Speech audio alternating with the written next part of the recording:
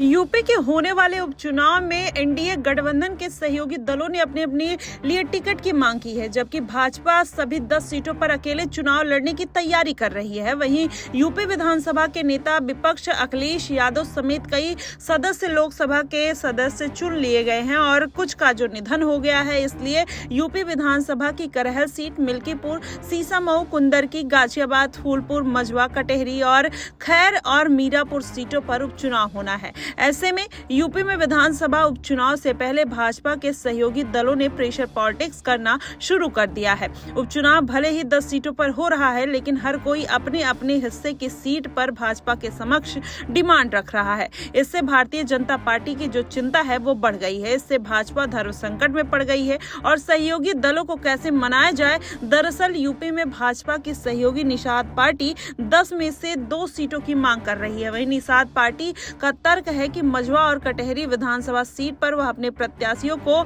जिता लेगी, क्योंकि इन दोनों सीटों पर निषाद और उनके सहयोगी मतदाताओं की जो संख्या है वो बहुत ज्यादा है। यही कारण है कि निषाद पार्टी सीटों की मांग करते हुए नजर आ रही है। आपको बता दें, दरअसल यूपी में भाजपा की सहयोगी निषाद पार्टी 10 में से 2 सीटों की मांग कर रही है और निषाद पार्टी का तर्क यही है कि जो मझवा और कटेहरी विधानसभा सीट है उस पर अपने प्रत्याशियों को वो जिताने में सक्षम है, जिसकी वजह से भारतीय जनता पार्टी को उनके ऊपर विचार करना चाहिए। इसी तरह भाजपा से मीरापुर और खैर सीट से लोक दल के आरएलडी अपना टिकट मांग रही है। आरएलडी का तर्क है कि इन सीटों पर उनकी पकड़ मजबूत है, इसलिए उनको 2 सीटें चाहिए। इसके अलावा भाजपा से अपना दल की अनुप्रिया पटेल और सुभाष सपा के ओपी राजभर भी एक सीट चाहते हैं।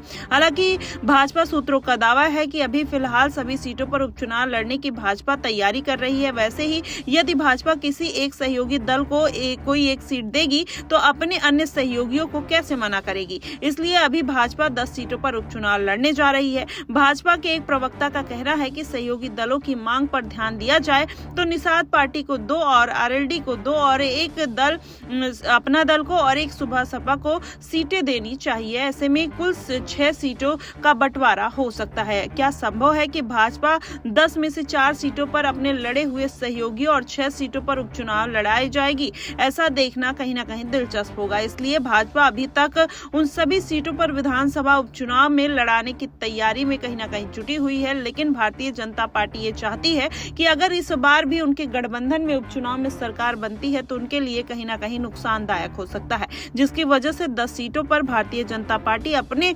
प्रत्याशियों को उतारने में जुझारू दिखाई दे रही है।